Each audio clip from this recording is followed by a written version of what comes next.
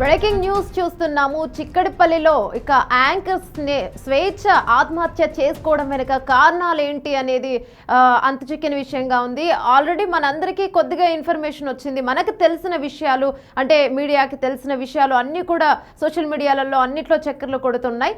తను ఒక ఐదేళ్ల కిందటే తన భర్తకు దూరంగా ఉంటుంది. 5 ఏళ్ల కిందటనే డివోర్స్ తీసుకుంది. పాపతో కలిసి సపరేట్గా ఉంటుంది.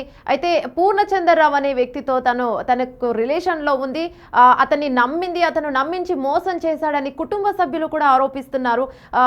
స్వేచ్ఛ ఆత్మహత్య వెనుకాల కారణం పూర్ణచంద్రరావు అని కంప్లీట్గా బల్లగుద్ది చెప్తున్నారు. తన పేరెంట్స్ కావచ్చు, తన కూతురు కూడా మాట్లాడింది. తనకు 13 ఏళ్ల కూతురుంది. తన కూతురు కూడా కొన్ని విషయాలను బయటపెట్టింది. అయితే కుటుంబ సభ్యులు ఆరోపించిన విషయాల వెనుక అంటే ఎప్పటి నుంచో చూస్తున్నాను, అసలు నాకు తను నచ్చలేదు, అమ్మకి తనంటే ఇష్టం, అమ్మ తనను నమ్మింది, తను ట్రాప్ చేస్తున్నాడని తన కూతురు కూడా చెప్పింది. స్వేచ్ఛ కూతురు కూడా చెప్పిన విధానం చూసాం. అలాగే స్వేచ్ఛ తండ్రి కూడా మాట్లాడిన విధానం చూసాము. పూర్ణచంద్రరావుతో కొన్ని విభేదాలు ఉన్నాయి. ఆ కారణాల వల్ల ఇలా జరిగిందా, పక్క అతనే చంపేశాడు అనే మాట కూడా వాళ్ళ నాన్న మాట్లాడడం జరిగింది. ఇంకా స్వేచ్ఛ వాళ్ళ అమ్మ కూడా మాట్లాడడం జరిగింది.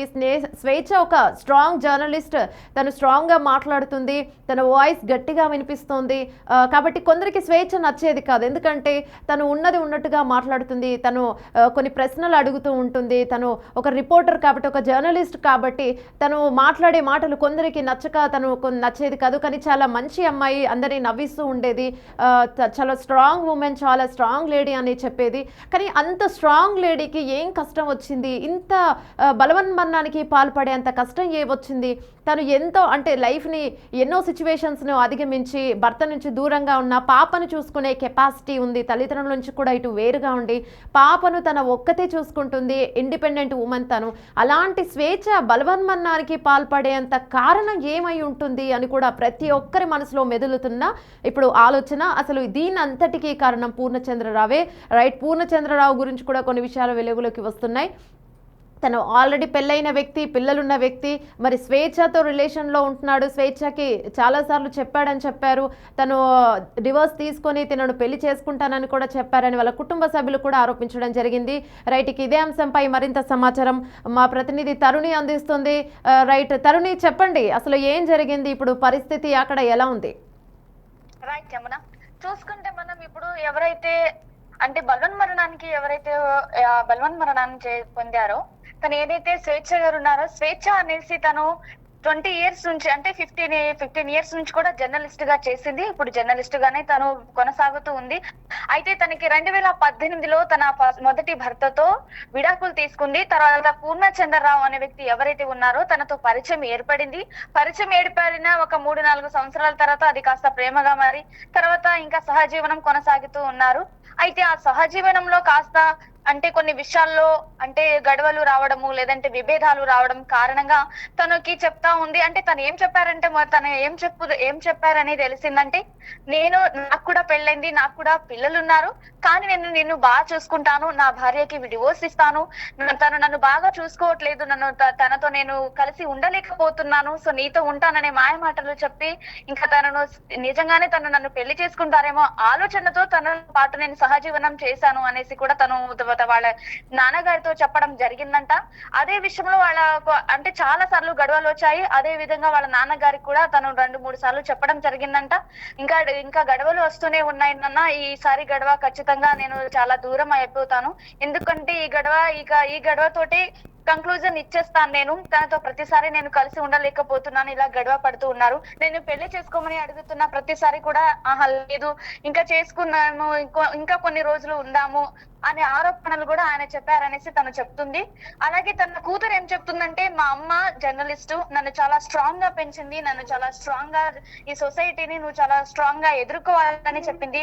అంత ధైర్యం కల మా అమ్మ ఎంతో మందికి జర్నలిస్టులకి ఎంతో మందికి తను మోటివేట్ గా ఉన్న అమ్మ బలవన్మరణానికి కారణం అయ్యిందంటే అంటే తనకు ఎవరైతే సహచరుడుగా ఉన్నారో సహజీవనం సాగించిందో పూర్ణచంద్రరావే కారణమని ఇండైరెక్ట్ గా తన కూతురు కూడా చెప్పడం జరుగుతుంది. మా అమ్మ సూసైడ్ చేసుకునేంత పిరికిదైతే కాదు, మా అమ్మ చాలా ధైర్యవంతురాలు. తను కవయిత్రి కూడా. కొన్ని రచనలు కూడా రచించింది. తెలంగాణ యుద్ధంలో కూడా తను ఒక భాగమైంది. అలాంటిది మా అమ్మ సూసైడ్ చేసుకునే అంత పిరికిదైతే కాదు. ఖచ్చితంగా మా అమ్మకి బలవన్ మరణం చేయడానికి రీజను పూర్ణచంద్రరావు అనే వ్యక్తి అని తన కూతురు కూడా గట్టిగా చెప్తుంది. అలాగే తాతయ్య వస్తారు, నేను ఈవినింగ్ పికప్ చేసుకుంటారు, నువ్వు స్ట్రాంగ్ గా ఉండాలి అనేసి కూడా తన మాటల్లో ఏదైతే ఇన్స్టా స్టోరీగా పెట్టిందో దాని ద్వారా కూడా తెలియడం జరిగింది. సో తన కూతురు ఇప్పుడు ఏమంటుందంటే, పూర్ణచంద్రరావు అనే వ్యక్తి ఎవరైతే ఉన్నారో ఆ వ్యక్తి ద్వారానే మా అమ్మ బలవన్ మరణానికి కారణం అయ్యింది.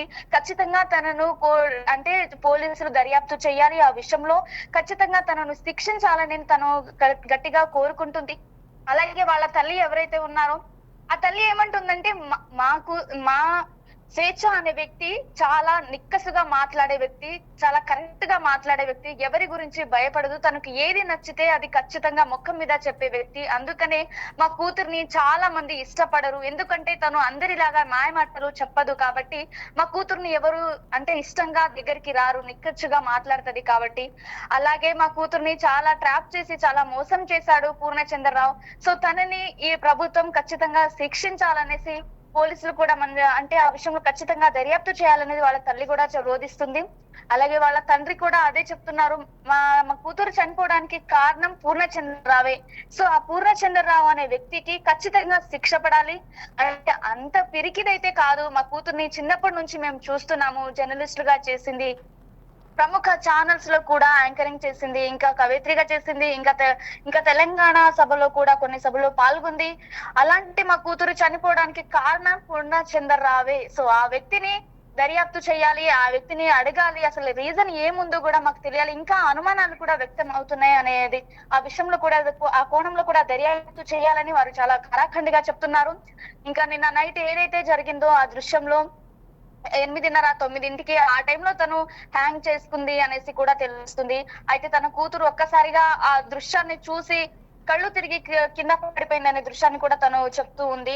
అలాగే వాళ్ళ నాన్న కూడా ఎవరైతే స్వేచ్ఛ గారు ఉన్నారో వాళ్ళ నాన్నగారు కూడా తనని చాలా స్ట్రాంగ్ గా పెంచారు, చాలా స్ట్రాంగ్ ఉమెన్ అది, తను అలా చెయ్యదు. సో స్వేచ్ఛ గారు ఇలా చేసిందంటే నేను చాలా రోధిస్తున్నాను అనేసి కూడా వాళ్ళు చెప్పడం జరిగింది. ఎవరైతే స్వేచ్ఛ గారి జర్నలిస్టులు ఫ్రెండ్స్ ఉంటారో వాళ్ళు కూడా వచ్చి ఇది చేయడం జరిగింది. ఏమన్నా థ్యాంక్ యూ తరుణి.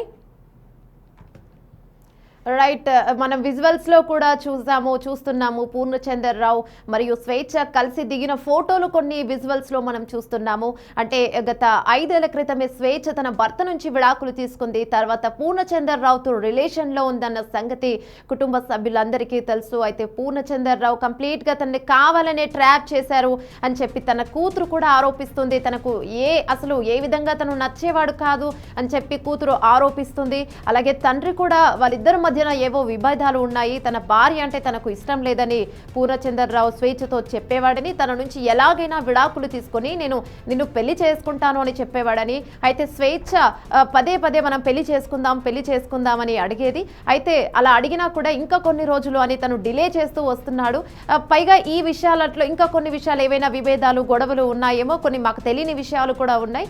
ఆ గొడవల కారణంగా తను ఏదైనా డెసిషన్ తీసుకుందేమో అనుకోవచ్చు అంటున్నారు. కానీ పక్కా వీటన్నింటికి తను ఎలాంటి డెసిషన్ తీసుకున్నా తన లైఫ్లో ఉన్నది ఇప్పుడు పూర్ణచంద్రరావే కాబట్టి తన వల్లనే ఏ డెసిషన్ అయినా తీసుకోవచ్చు. తినని ఏమైనా బాధలకు గురి చేసి ఉండొచ్చు, తన మీదనే మాకు అనుమానం ఉంది అన్నట్టుగా కూడా చెప్తున్నారు. వాళ్ళ అమ్మగారు కూడా చెప్పడం జరిగింది, స్వేచ్ఛ చాలా స్ట్రాంగ్ ఉమెన్, తను ఇండిపెండెంట్ జర్నలిస్ట్, తను ఇండిపెండెంట్గా బ్రతికే ఉమెన్, తను ఒక రచయిత్రి, తను రాసిన కొన్ని బుక్స్ కూడా ఉన్నాయి, తను రచనలు కూడా తను రచించింది, తను ఒక స్ట్రాంగ్ ఉమెన్, తను ఒక స్ట్రాంగ్ జర్నలిస్ట్, తను అలాగే తెలంగాణ ఉద్యమంలో కూడా పోరాటం చేసిన వ్యక్తి తను. సో ఇన్ని కలగలిపిన ఒక వ్యక్తి అంత చిన్న విషయానికి అంత పెద్ద డెసిషన్ తీసుకొని తన ఫ్యామిలీని తన ప్రాణానికి ప్రాణంగా చూసుకునే కూతుర్ని ఒంటరిదాన్ని చేసి వదిలిపోవాలి అనే తప్పుడు ఆలోచన స్వేచ్ఛ తీసుకుంటుందంటే మేము నమ్మలేకపోతున్నామని అక్కడ ఉండే స్థానికులు కావచ్చు, వాళ్ళ పేరెంట్స్ కావచ్చు చెప్తున్నారు.